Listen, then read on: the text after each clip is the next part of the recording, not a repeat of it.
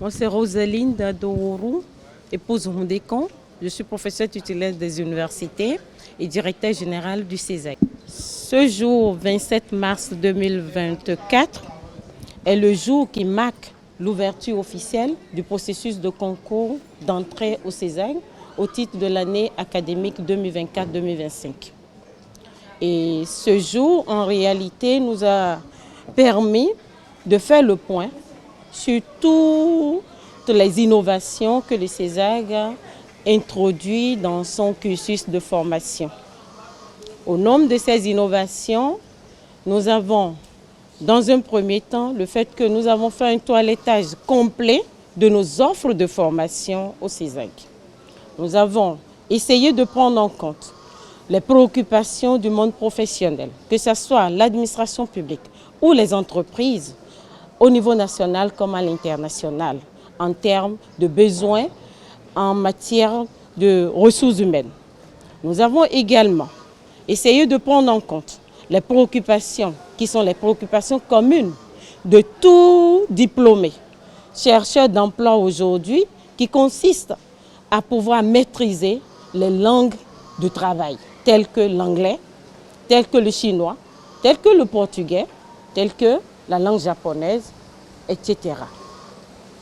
Nous avons également pris en compte le côté disponibilité des professionnels qui ont bien envie de renforcer leurs capacités et qui en réalité n'arrivent pas parce qu'il est difficile de pouvoir se libérer pendant toute une année pour aller faire une formation et revenir. Ce n'est pas rentable pour l'entreprise.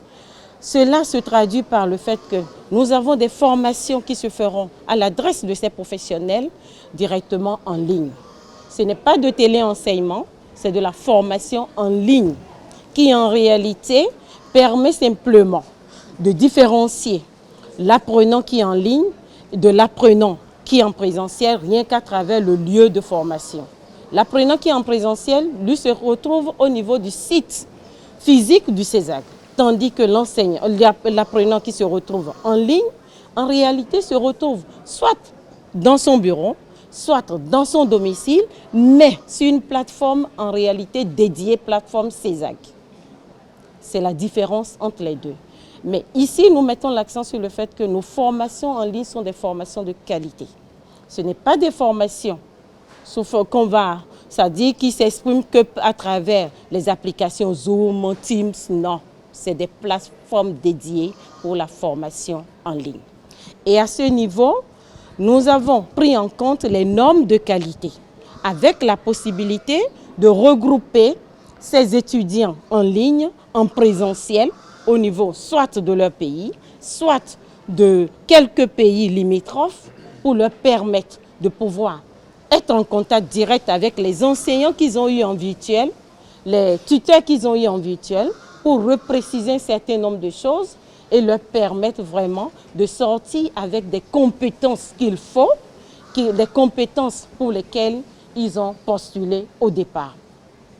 Et toujours dans ce registre-là, ce qu'il faut également retenir, c'est que cette formation en ligne se fait avec la présence des technopédagogues qui vont les accompagner dans la manière de faire les exercices, dans la manière de faire les travaux pratiques en ligne, dans la manière aussi de pouvoir suivre le cours avec l'enseignant, avec tout ce que cela comporte, avec les meilleures pratiques dans leur domaine de formation. Donc, c'est une manière de dire à tous nos candidats qu'ils ne se tromperont pas s'ils choisissent le CESAC. Car le CESAC, c'est la formation de qualité. Le CESAC, c'est la transformation du capital humain en Afrique. Le CESAC, c'est le développement économique de notre continent. Le concours de cette année se fera en 2 sessions.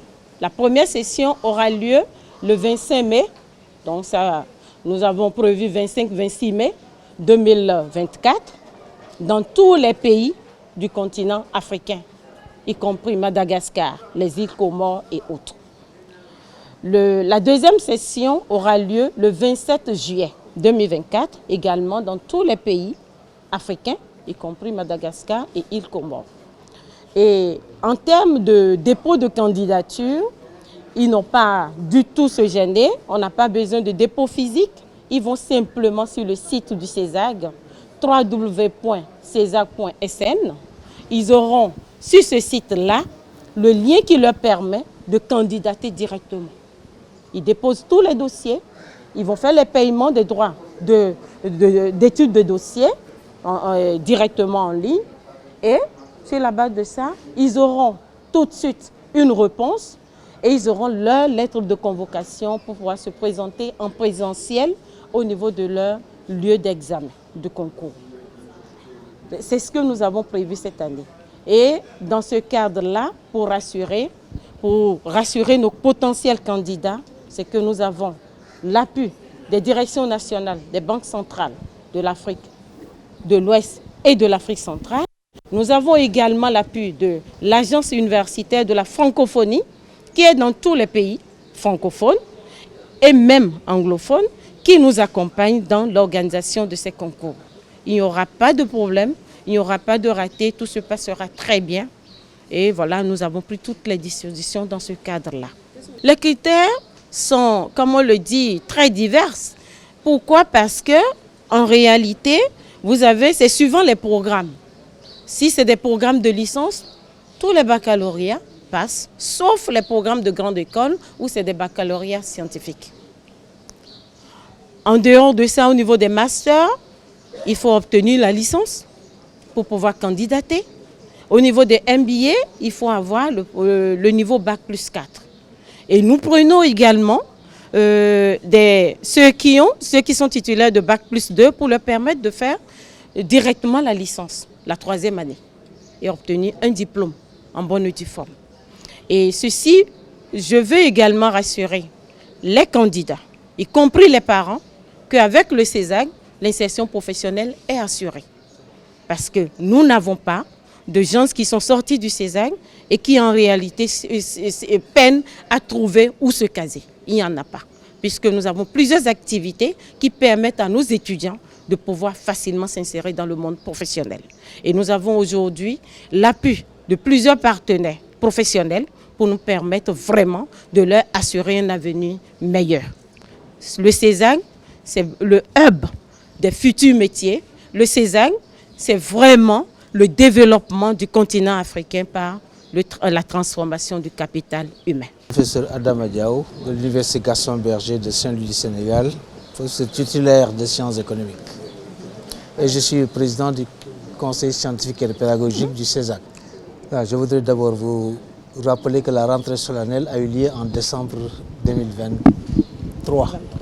Ici, il s'agit des concours, la cérémonie de lancement officiel des concours d'entrée au CESAG au titre de l'année académique 2024-2025. Maintenant, pour répondre plus précisément à votre question, je dois dire que l'année académique se déroule ici normalement. Les étudiants, vous aurez l'occasion de vous en rendre compte si vous les interrogez, sont relativement satisfaits. Et je crois que le CESAG est toujours dans sa trajectoire du maintien de label de l'excellence.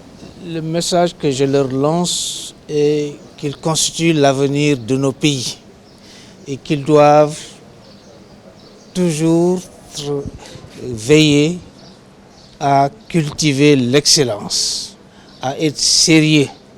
Comme le disait toujours l'ancien président, des formules que j'aime toujours beaucoup citer, il leur faut beaucoup travailler, toujours travailler, encore travailler.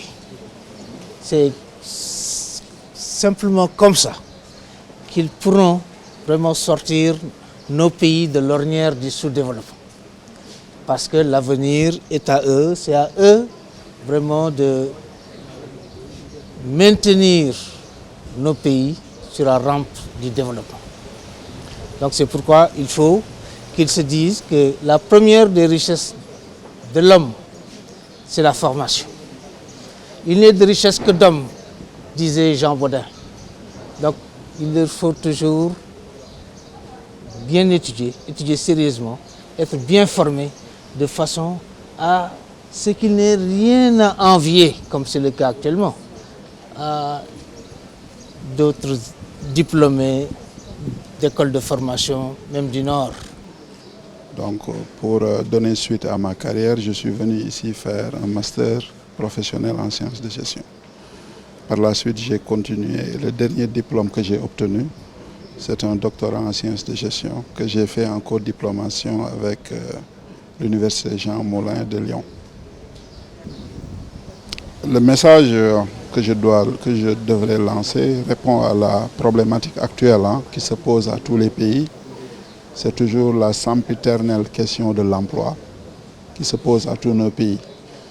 Et cette offre de formation que le CESAC vient de lancer et qui est très innovante prend en compte justement cette question, l'adéquation formation-emploi. Toutes les formations qui ont été présentées sont très innovantes et répondent aux préoccupations des organisations et des administrations, pour ne pas dire du marché. Grandement, ce qui a été présenté, je pense, qui a suivi un processus très inclusif, prend en compte aussi bien les besoins des apprenants en termes de développement des carrières que les besoins des entreprises, des administrations et des collectivités. Si vous avez bien suivi les 34 programmes qui ont été présentés, je pense que l'apprenant a un rôle central. C'est lui qui doit définir ce qu'il veut devenir demain. Et c'est en cela que l'offre de formation du CESAC est innovante et répond grandement aux besoins du futur.